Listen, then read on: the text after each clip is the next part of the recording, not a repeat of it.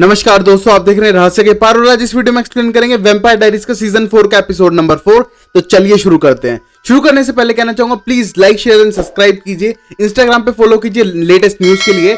और like share subscribe करेंगे तो मैं लाऊंगा ओरिजिनल और लेगेसी सीरीज भी एक के बाद एक। तो चलिए शुरू करते हैं एपिसोड नंबर 4।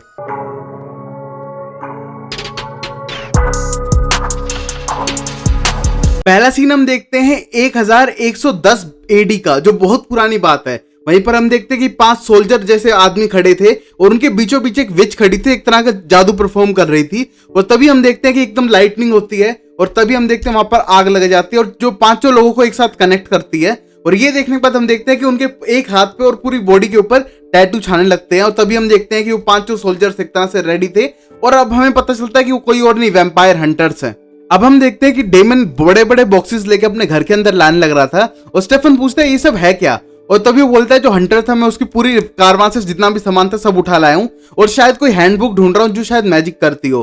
और ये कहने के बाद दोनों बहस करने लगते हैं। और वहीं पर डेमन स्टेफन को बताता है कि जब क्लाउस ने नाम लिया कि ये 5 में से एक है, तभी हम देखते हैं कि उसने एक्सप्लोज किया वहां पर और वहां से बॉम्ब फटके वो भागने की कोशिश कर रहा था। और इससे पता चलता है कि किसी 5 चीज से क्लाउस भी डरता है। तभी हम देखते हैं मिस लॉकवुड का फोन आता है सीधा डेमन के पास और डेमन बोलता है मेरी फेवरेट मेयर टाउन की क्या बात है, और वो उससे बात करने लगता है। तभी हम देखते हैं ये सब देखने के बाद एकदम स्टेफन थोड़ा कंफ्यूज हो जाता है। और तभी हम देखते हैं फोन काटने के बाद स्टेफन पूछता है कि क्या बात हुई। और ये कहने के बाद बोलते हैं शायद तुम मुझसे नाराज थे, मैं तुम्हें क्यों बताऊं। और ये कहने के बाद स्टेफन बोलता है कि हाँ मुझे नाराज होना चाहिए, तुम अपने आप को अलीना से फीड करवा रहे थे और अलीना तुम्हारा ब्लड पी रही थी, बहुत बड़ी बात है। और ये कहने के बाद बोलता है कि मैं लड़ना नहीं चाहता हूँ बट स्टिल ये गलत बात है और मैं इसके लिए हमेशा गुस्सा रहूंगा। और तभी हम देखते हैं डेमन बोलता है ओके ओके बता देता हूँ क्या रीजन है। और बोलता है कि जहां पर एक्सप्लोजन हुआ था और सारे लोग मरे थे वहां पर कोई भी सबूत नहीं मिला है और शायद वो डेथ एक तरह से रहस्य बन के रह जाएगी। तभी हम देखते हैं कि वो बोलता है मुझे अब यहाँ से निकलना होगा और स्टेफन तुम इन सब सामान को ढूंढो। और ये कहने में स्टेफन बोलते हैं तुम्हें कहाँ जाना है। और बोलता है मुझे अलीना के साथ जाना है उसको कॉलेज छोड़ने के लिए और उसके बाद हम प्रैक्टिस करेंगे। और ये देखने के बाद स्टेफन बोलता है डेमन तुम उसके साथ प्रैक्टिस क्यों करोगे। और ये कहने के बाद डेमन बोलता है कि मैं उसे फीड करना सिखाऊंगा और मैं उसको हिप्नोटाइज करना सिखाऊंगा जिससे कि वो आराम से किसी भी ह्यूमन का ब्लड पी सके, उनकी मेमोरी इरेज कर सके। और ये कहने के बाद बोलते हैं तुम प्लीज इसमें इंटरफेयर मत करना और गुस्सा भी मत करना, वो उसके लिए जरूरी है।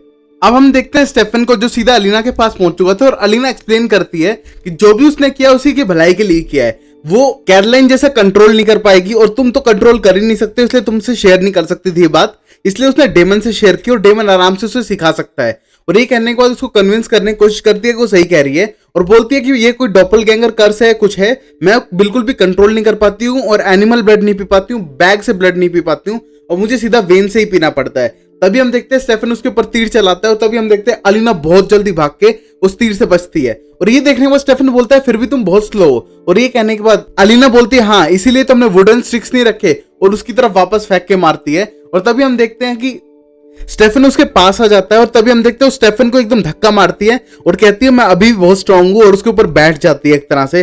और तभी हम देखते हैं कि वो उसे समझाने की कोशिश करती है, चाहे उसे कोई भी सिखाए उसे जेलस होने की जरूरत नहीं है, वो हमेशा स्टेफन की ही है और स्टेफन की रहेगी, उसे ज्यादा सोचने की जरूरत नहीं है। और ऊपर से वो सिर्फ मुझे सिखा रहा है तो तुम्हें टेंशन लेने की बात ही नहीं है इस टॉपिक पे। और ये कहने के बाद हम देखते फिर से बहुत ज्यादा रोमांटिक हो जाते हैं और इसी मोमेंट पे वो बोलती है कि प्लीज तुम बिल्कुल भी जेलस फील मत करना, वो हमेशा तुम्हारी ही है, बस वो मुझे फीड करना सिखा रहा है जो तुम नहीं कर सकते हो क्योंकि तुम कंट्रोल खो दोगे। और तभी बताती है कि बानी उससे मिलने गई है जो उसकी ग्राम्स की जगह पे प्रोफेसर बन चुका है अब, और वो प्रोफेसर से मिलने गई है जो उसकी ग्राम्स की जगह पे उस यूनिवर्सिटी में पढ़ाने लग रहा है और उसने पता नहीं किसी मीटिंग के लिए बानी को बुलाया है और शायद उसे वो मिलने जाएगी। तभी हम देखते हैं कि स्टेफन बहुत ही ज्यादा रोमांटिक होता है और उसके बहुत करीब आता है और वो कहता है कि मुझे हमेशा तुम्हारी चिंता लगी रहेगी। उसी बात पे अलीना बोलती है कि जो भी आज ट्रांसफॉर्मेशन होगी उसका हकदार सिर्फ तुम होगे, चाहे उसके फीड करना कोई भी सिखाए। और ये देखने के बाद हम देखते हैं बहुत ज्यादा इंटीमेट हो जाते हैं। वहीं हम देखते हैं कि रिबेका बार बार इंप्रेस करने की कोशिश कर रही थी और सॉरी मांगने की भी कोशिश कर रही थी मैट से और उसके लिए वो नई गाड़ी लाके देती है। बट मैट कहता है कि तुम्हारा ये तरीका है एक तरह से माफी मांगने का, एक गाड़ी दे दो और वो माफ हो गया। और वो ये कहने के बाद वहां से चला जाता है। और तभी हम देखते हैं क्लाउड से बैठ के देखता है और बहन से कहता है बहन तुम्हें थोड़ी ज्यादा बेटर करना चाहिए, इससे एक गाड़ी देने से कुछ नहीं होगा।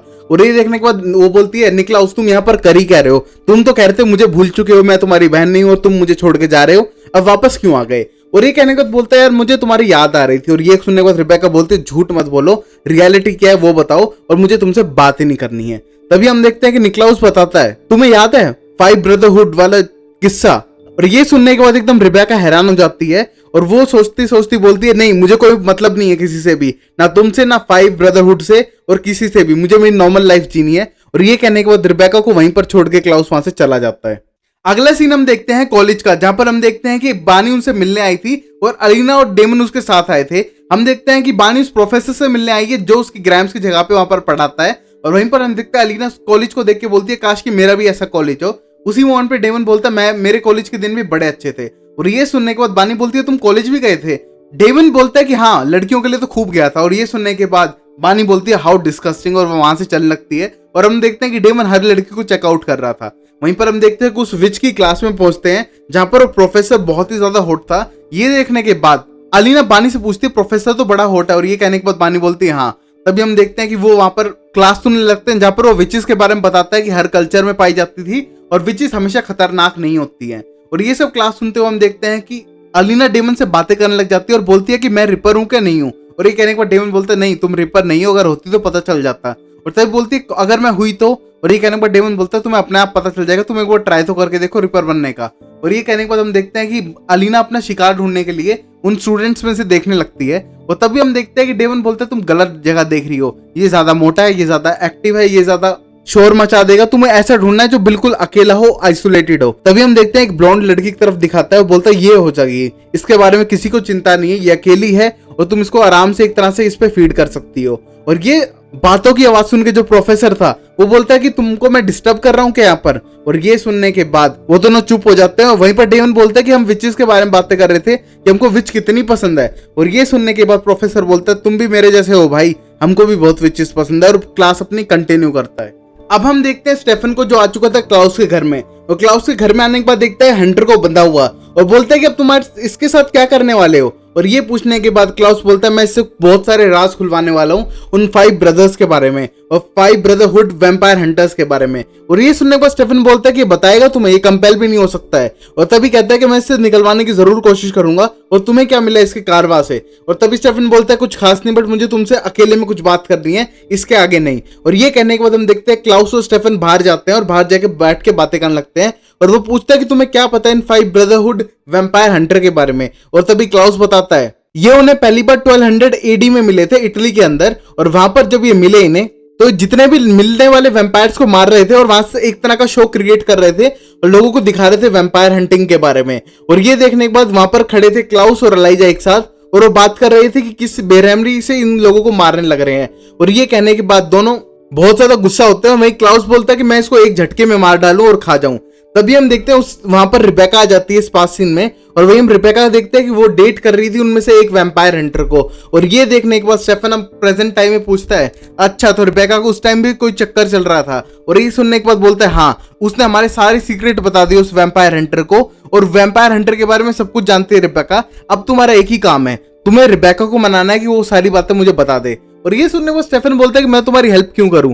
और तभी वो बोलता है कि इसलिए करो क्योंकि मैं तुमको कुछ ऐसा राज बताऊंगा कि तुम जो तुम्हारा ड्रीम है वो पा सकोगे। और ये कहने के बाद शायद वो अलीना से रिलेटेड है। और ये समझने के बाद स्टेफन बोलता है कि मैं ट्राई करूंगा रिबेका को वापस लाने का और उसको समझाने की मैं पूरा ट्राई करूंगा। और ये कहने के बाद क्लाउस बोलता है कि तुम्हारे ही काम आएगा और मैं तुम्हें वो सीक्रेट बता दूंगा। और ये कहने के बाद स्टेफन वहां से चला जाता है। अब हम देखते हैं मिस्टिक फॉल्स के अंदर वहां पर बैठी हुई थी एपेरल अकेली। और वहीं पर हम देखते हैं मैट उससे आके पूछता है तुम्हारे लिए पानी लाऊं क्या कि तुम अकेली क्यों बैठी हो।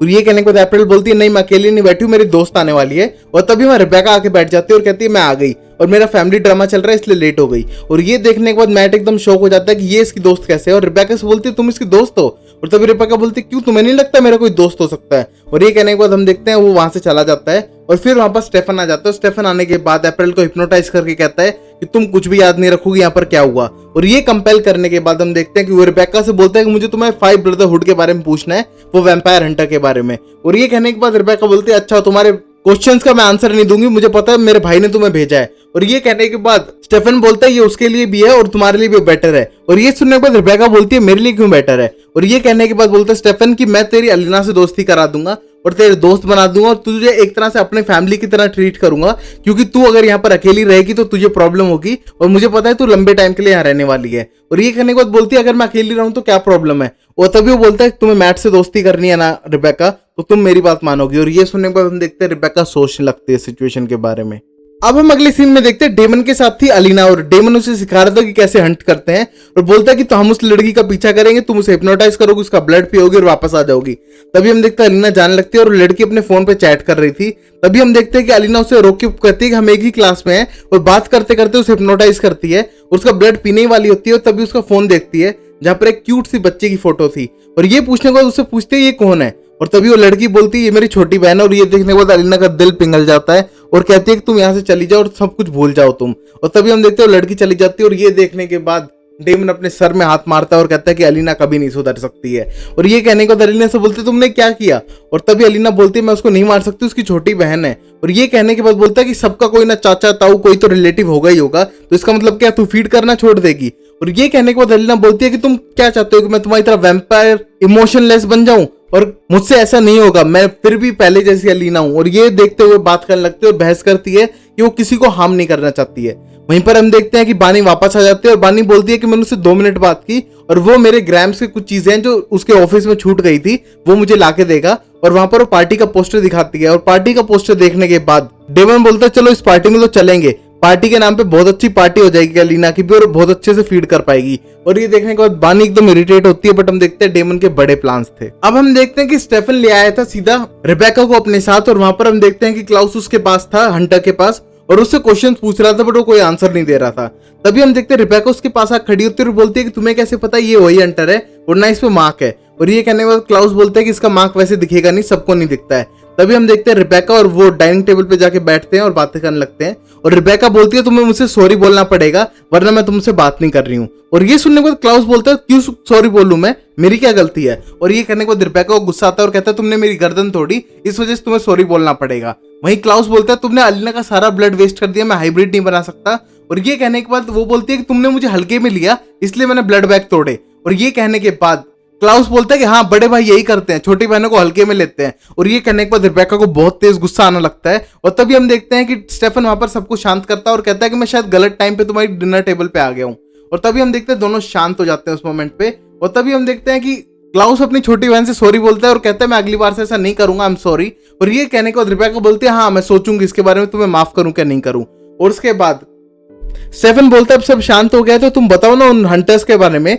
और ये बताने के बाद क्लाउस बोलता है हाँ रिबेका का बॉयफ्रेंड अलेक्जेंडर। और तभी हम एक फ्लैशबैक का सीन देखते हैं जिसमें क्लाउस बताता है कि उसके भाई और वो सब सीधा उस ग्रुप के साथ ही रहते थे क्योंकि उनके पास डे लाइट रिंग थी तो वो उन पे शक भी नहीं कर सकते थे और अलेक्जेंडर के हंटर ग्रुप के साथ ही रहने लग गए थे जिससे कि किसी को कैसा भी शक ना हो उनके ऊपर। तभी हम देखते हैं पास्ट में सारे बहन भाई बैठे थे उस अलेक्जेंडर के पास जो एक वैम्पायर हंटर था और तभी उससे पूछते हैं कि तुम ऐसा क्या करते हो जो इन वैम्पायर को मारोगे और तुम कौन कौन हो।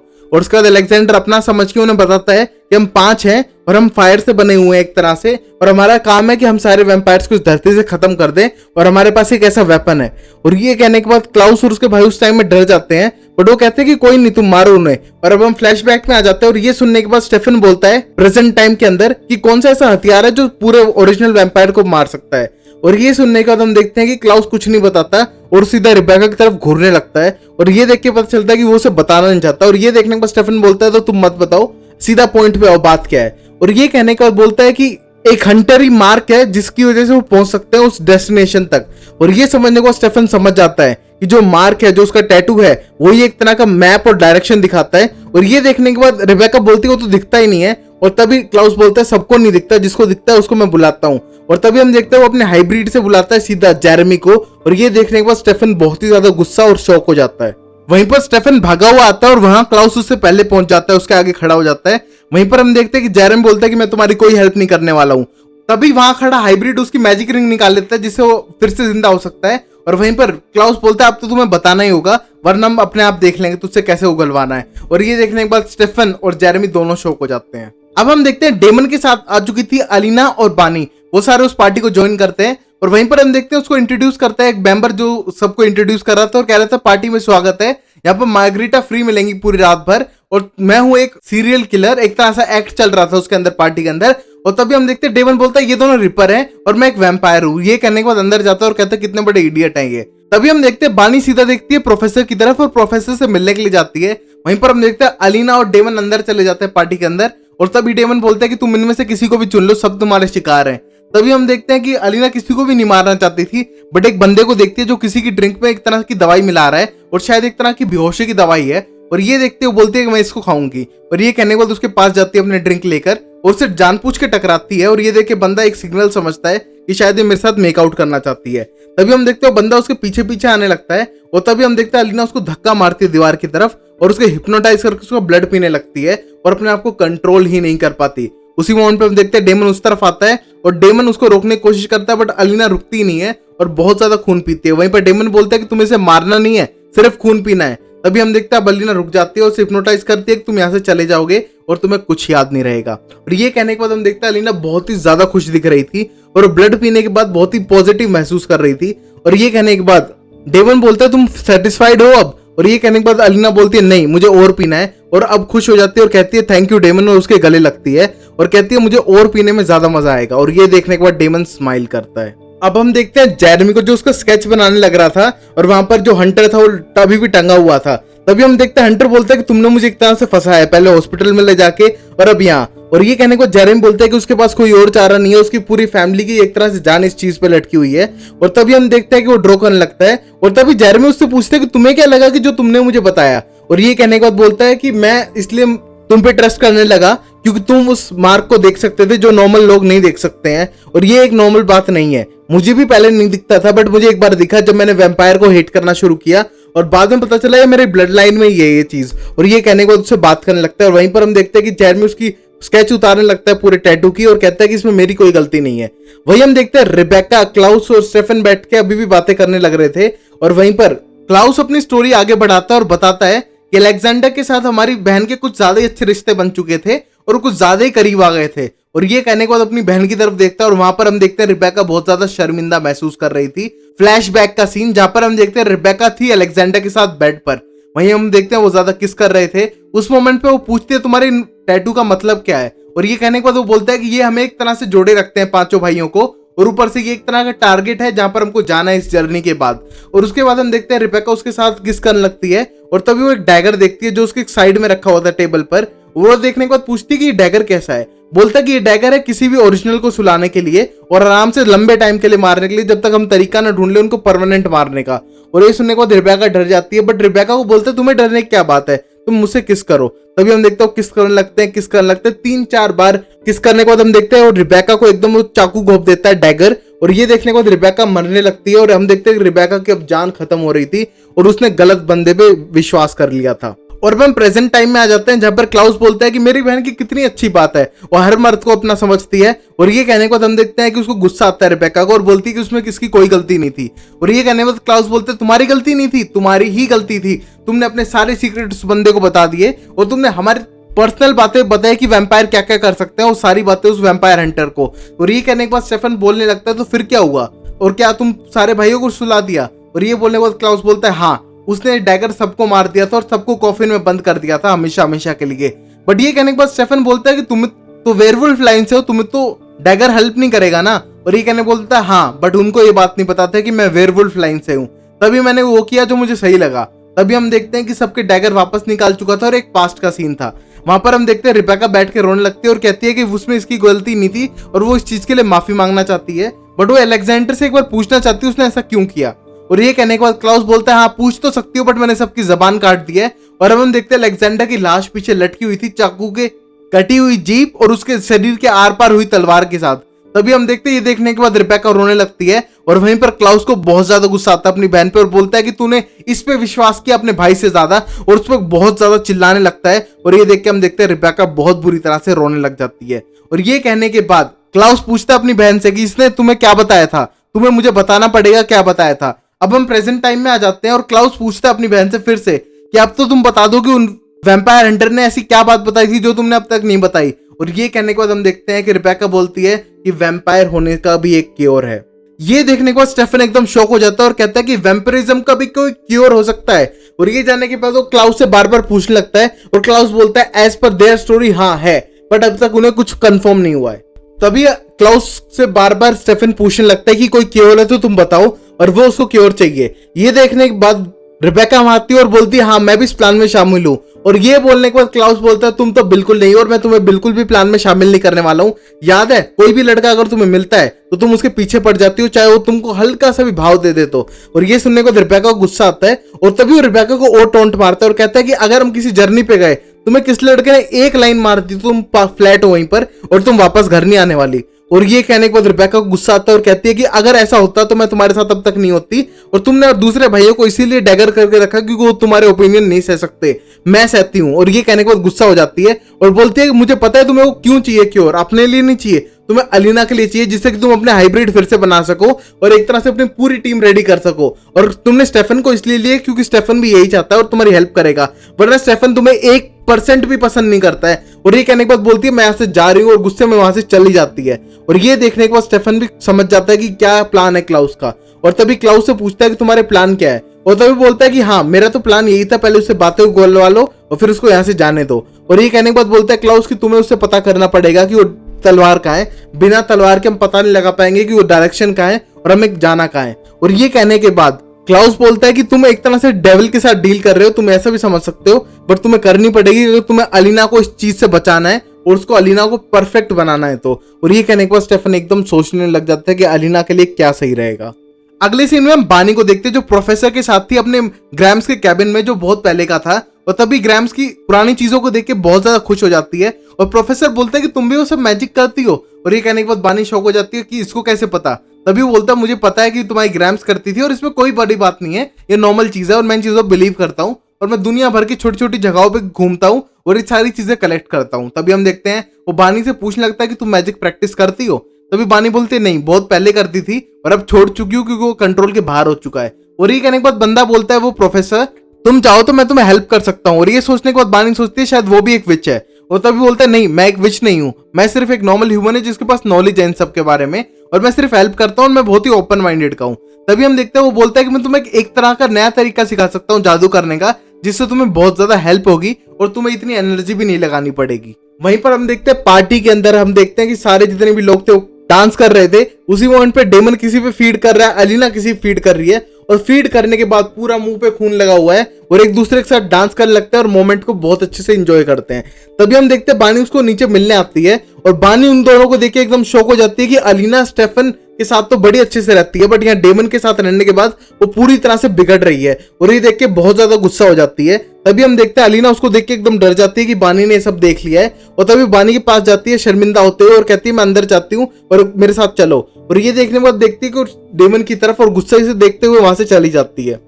तभी हम देखते हैं अलीना बाहर आ जाती है और बानी से बात करने लगती है और कहती है कि वो ये इंसान नहीं है जो अभी ये कर रही है, और अपना मुंह पूछने लगती है, खून हटाने लगती है और बिल्कुल रोने वाली हालत में होती है, और कहती है कि मैं किसी को हार्म नहीं करना चाहती थी और मैं ऐसी पर्सन नहीं हूं जो मैं हूं। और ये कहने रोने लगती है और कहती है कि मुझे ये सब स्टेफन के साथ करना चाहिए था, इसके साथ नहीं। और ये कहने के बाद बानी बोलती है कि ये बंदा हर एक को वैसे ही बना देता है जैसा ये खुद है। डेमन को सिर्फ पार्टी पसंद है, खून और सिर्फ मस्ती, हर एक चीज को बेकार बनाना और हर चीज को बिगाड़ना ही डेमन का काम है। और ये कहने के बाद अलीना बोलती है कि उसको ये सब स्टेफन के साथ करना चाहिए था, ना कि डेमन के साथ, और वहां से जाने लगते हैं और उसके आंखों में आंसू थे।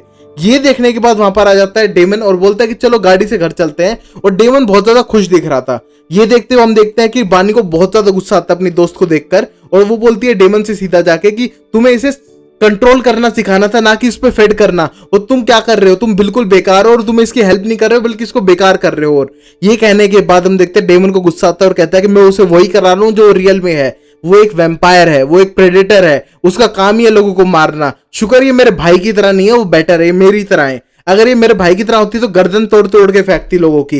और ये कहने के बाद हम देखते हैं बोलता है कि हमको घर चलना चाहिए, और बानी को धक्का मारते हुए सीधा जाता है। और हम देखते हैं अलीना के इमोशंस बहुत ही ज्यादा हाइप हो चुके थे, और वो बोलता है कि अगर ज्यादा प्रॉब्लम होती है ना हमें, तो हम अपने इमोशंस बंद कर लेते हैं। और ये कहने के बाद वहां से चला जाता है, और हम देखते हैं कि बानी शौक थी और अलीना तो बिल्कुल रोने की हालत में थी।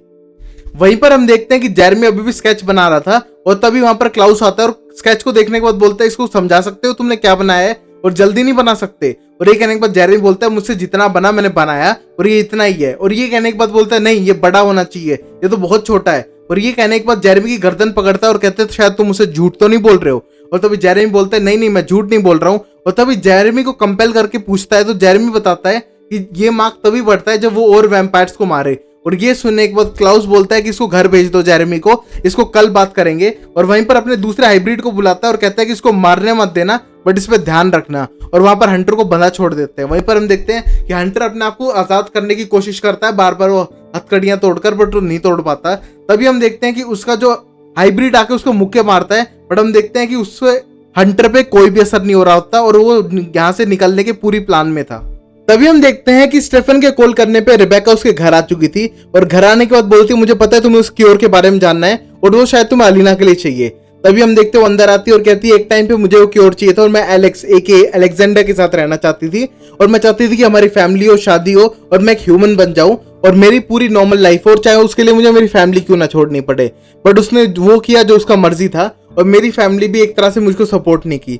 और ये कहने के बाद बहुत ज्यादा इमोशनल हो जाती है और कहती है कि मुझे इसके बारे में कुछ नहीं पता था। और ये कहने के बाद स्टेफन बोलता है कि मुझे भी अलीना के लिए चाहिए था और काश कि मैं भी ह्यूमन हो सकता अलीना की तरह, बट मेरे माइंड के अंदर दो पॉइंट है। एक पॉइंट है कि अलीना को वैम्पायर बने रहने दो जिससे कि मैं उसके साथ पूरी जिंदगी जी सकूं, और वहीं पर दूसरा पॉइंट है उसको वापस इंसान बना दूं, क्योंकि अगर वो वैम्पायर बनी रही तो किसी ना किसी को मारेगी, क्योंकि बिना मारे वैम्पायर जिंदा नहीं रह सकते हैं। और अगर किसी को उसने मारा तो उसके अंदर एक तरह का गिल्ट बन जाएगा और एक तरह से वो डिप्रेशन में चली जाएगी और फिर शायद अपनी ह्यूमैनिटी ऑफ कर दे और फिर वो वापस कभी ना पाए, क्योंकि वो कंपैशन और लव से एक तरह से ड्रिवन पर्सन है और वो शायद कभी भी अपनी ह्यूमैनिटी टर्न ऑन वापस ना कर पाए। और ये सोचने के बाद वो बोलता है कि काश कि मैं उसके साथ होता और एक तरह से ह्यूमन होता तो मैं उसके साथ पूरी जिंदगी बिताता, हमारे बच्चे होते, हमारे बुढ़ापे में भी हम एक दूसरे के साथ होते और बुढ़ापे के बाद मरने के बाद भी एक साथ ही मरते। और ये कहने के बाद बहुत ज्यादा इमोशनल हो जाती है और रिबेका और बोलती है कि मेरी भी यही कहानी थी, काश कि वो मेरी बात मान जाता और हम साथ होते। और ये बोलने के बाद हम देखते हैं रिबेका बोलती है कि काश कि मैं तुम्हारी हेल्प कर पाती स्टेफन, मुझे पता है तुम कितना ज्यादा प्यार करते हो अलीना को, बट मेरा भाई कुछ ज्यादा ही अकड़ू हो चुका है और मैं उसकी हेल्प नहीं करने दूंगी और मैं इसमें कुछ भी हेल्प नहीं करूंगी और मैं यहाँ से जा रही हूँ। अगर ये मेरे भाई की बात नहीं होती तो शायद हेल्प कर देती और वहां से वो जाने लगती है। तभी हम देखते हैं रिबेका बहुत ज्यादा इमोशनल हो जाती है और फिर तो उसको समझ आता है और फिर वो स्टेफन से पूछती है कि मुझे पता है शायद तुम्हें क्या चाहिए, तुम्हें वो तलवार चाहिए जो उसकी कब्र के अंदर है, जहां पर मुझे उसके साथ शादी करनी थी वहां पर मैंने उसको दफना दिया, उसने जो भी किया मेरे साथ उसके बाद भी, और तुम्हें वो तलवार चाहिए थी इसलिए तुमने सारी स्टोरीज बनाई। और ये कहने के बाद हम देखते हैं क्लाउस घर के अंदर था और कहता है कि तुम्हारी स्टोरीज बहुत ही ज्यादा बोरिंग होती जा रही है सिस्टर्स, मानता हूं मुझे तुम्हारे लिए बुरा फील हुआ पर अब टाइम आ चुका है। और ये देखने के बाद हम देखते हैं कि रिबेका बहुत ज्यादा इमोशनल हो जाती है और कहती है कि तुम कभी नहीं सुधर सकते हो क्लाउस, और वो वहां से जाने की कोशिश करती है। बट हम देखते हैं कि क्लाउस वहां पर वो डैगर और व्हाइट ओक ट्री की ऐश लेके आ चुका था, क्योंकि अब रिबेका को वो स्टेक मारने वाला था। तभी हम देखते हैं ये देखते हुए रिबेका वहां से भागने की कोशिश करती है और गेट पे एकदम स्टेफन उसके आगे आगे खड़ा हो जाता है और ये देख के रिबेका को बोलता है आई एम सॉरी रिबेका, मैं ऐसा करना नहीं चाहता बट करना पड़ेगा। और ये देख के हम देखते हैं रिबेका बिल्कुल टूट जाती है कि उसके साथ कोई भी नहीं खड़ा और वो एक तरह से अकेली है इस दुनिया में। तभी हम देखते हैं रिबेका अपने भाई से बोलती है अब तुम्हें मुझे मारना ही है तो मार दो, पर तुमको हमेशा मैंने सपोर्ट किया है, किसी और ने नहीं। तुमको एक ही लड़की थी जो जिंदगी में प्यार करती थी, वो थी मैंने अपनी पूरी जिंदगी तुम्हारे लिए की है, तुम्हारे पीछे घूमी हूँ और मैंने अपनी लाइफ भी बर्बाद किया तुम्हारे लिए, और तुम वो इंसान हो जो किसी से प्यार नहीं कर सकते, मोस्ट सेल्फिश पर्सन हो क्लाउस तुम। और ये कहने के बाद उसकी तरफ बढ़ती है और बोलती है अब तुम्हें मुझे मारना ही है तो मार दो, तुम में हिम्मत है तो मार दो। और ये सुनने के बाद हम देखते हैं कि क्लाउस भी बहुत ज्यादा इमोशनल हो जाता है और तभी उसको डैगर मार देता है। ये डैगर का सीन देखते हुए हम देखते हैं कि स्टेफन की आंखें भी बहुत ज्यादा नम हो जाती हैं। वहीं पर हम देखते हैं कि अब रिबेका की फिर से मौत हो चुकी थी और वहीं पर हम देखते हैं कि क्लाउस बहुत ज्यादा इमोशनल था, बट उसने जानबूझ के किया कि उसकी बहन उसके किसी भी काम में टांग ना अड़ाए। अब वो रिबेका की लाश को एक तरह से लपेट चुके थे और चादर उसके ऊपर डाल चुका था। वहीं पर हम देखते हैं क्लाउस बोलता है कि मेरी फ्लाइट वेट कर रही है, मुझे अभी इटली जाना होगा इस काम से और मैं आ जाऊंगा थोड़ी देर में, बट तुम्हें बात ना डेमन को बतानी है ना अलीना को बतानी है, और मेरे जो हाइब्रिड है वो ध्यान रखेंगे उस वैम्पायर हंटर का, और तुम्हें बीच में कहीं भी किसी को बताने की जरूरत नहीं है। अगर तुमने बताया तो मैं तुम्हारी सारी मेमोरीज इरेज कर दूंगा और जिनको तुम जानते हो उनको साथ में इरेज कर दूंगा। ये कहने के बाद बोलता है कि कुछ सीक्रेट्स हमको रखने चाहिए स्टेफन, हमें ये फैमिली से भी बड़ा सीक्रेट है हमारे लिए और हमें एक दूसरे के साथ रखना पड़ेगा। और ये सुनने के बाद स्टेफन बोलता है पक्का मैं सीक्रेट रखूंगा कि किसी को नहीं पता चलने देंगे कि क्योर है इस दुनिया में वैम्पिरिज्म का। तभी हम देखते हैं कि डेमन अलीना को घर छोड़ने आता है और घर छोड़ते समय बोलता है कि आज का दिन कैसा रहा, और ये कहने के बाद बोलती है मुझे पता है तुम एक तरह से सही हो कि वैम्पायर कैसे रहते हैं, कैसे फीड करते हैं, बट एक मोमेंट पे मुझे लगता है तुम बिल्कुल सही हो और नेक्स्ट मोमेंट पे लगता है कि तुम बिल्कुल गलत हो और मुझे बुरा फील होता है लोगों के लिए। और तभी हम देखते हैं कि डेमन बोलता है हाँ तुम्हें कभी कभी लगता है कि मैं सही हूँ और फिर तुम्हें लगता है कि मैं गलत हूँ। और ये कहने के बाद अलीना बहुत ज्यादा इमोशनल होती है और कहती है मैं किसी को हार्म नहीं करना चाहती हूँ। उसी मोमेंट पे हम देखते हैं कि स्टेफन बाहर निकल के आता है और ये देखने के बाद अलीना सरप्राइज हो जाती है कि स्टेफन उसके घर पे क्या कर रहा है। और तभी बोलता है कि मुझे तुम्हें कुछ चीजें बतानी है इसलिए मैं घर पे आया हूँ और जेरेमी की देखभाल भी कर रहा हूँ। और ये देखने के बाद डेमन बोलता है कि भाई से कि तुमने आज क्या किया। और ये कहने के बाद बोलता है कुछ नहीं, हंटर ने कुछ नहीं बताया और कुछ भी नहीं पता चला। और ये कहने के बाद डेमन बोलता है चलो तो फिर मैं घर चलता हूँ और तुम भी आ जाना। तभी हम देखते हैं वहां से चला जाता है। और ये उसके जाने के बाद हम देखते हैं कि अलीना बहुत ही ज्यादा निराश दिख रही थी। और ये दिखने के बाद स्टेफन उससे पूछता है कि दिन कैसा गया आज का, अच्छा किया हंटिंग या फिर कुछ नया सीखा।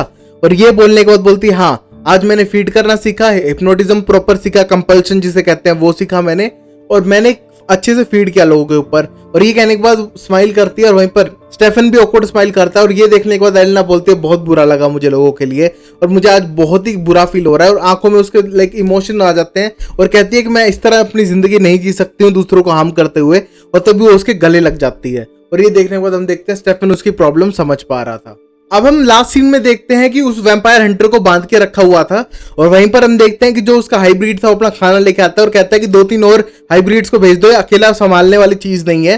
और तभी हम देखते हैं वहां पर अपना खाना रखता है, बट तभी हम देखते हैं उसने अपनी चेन खोल ली थी और एकदम हाइब्रिड के गर्दन पे लगा के 3-4 बार स्ट्रोक मारता है और स्ट्रोक मारने को उसकी गर्दन तोड़ देता है। और वही हम देखते हैं चेन से गर्दन तोड़ने के बाद हाथ में लेके देखते हैं कि वो मर चुका है क्या नहीं। वही हम देखते हैं कि उसका जो मार्क है वो ग्रो होने लगता है, उसका पूरे हाथ पे वो टैटू एक तरह से ग्रो होता है, धीरे धीरे बढ़ने लगता है। और ये देख के हम देखते हैं कि वैम्पायर हंटर को पता चलता है कि पूरी लोकेशन अब जल्दी मिल जाएगी।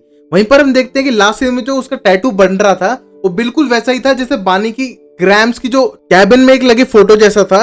और हम उस फोटो को देखते हैं और वहां पर हम देखते हैं कि जो प्रोफेसर वो बैठ के वहां पर पढ़ने लग रहा था और वो पढ़ते पढ़ते एकदम एक बंदे को देखता है जो उसके कमरे में आया है। और कमरे में आते उसे देख के बोलता है कि तुम्हें तो मिस्टिक फॉल्स में होना चाहिए था ना वैम्पायर्स को मारते हुए। और तभी वो बंदा कोई और नहीं वैम्पायर हंटर था और वो बोलता है कि तुमने मुझे मिस्टिक फॉल्स में भेजा ही क्यों था।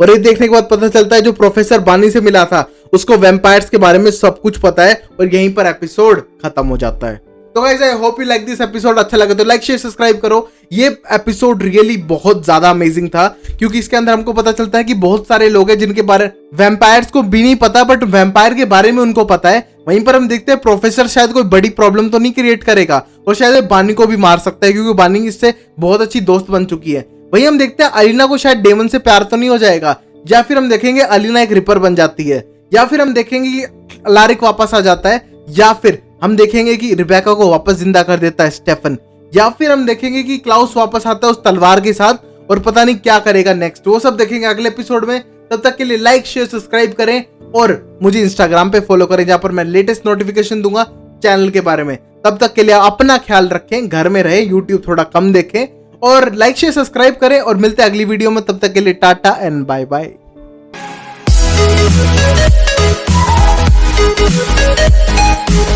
We'll be right back.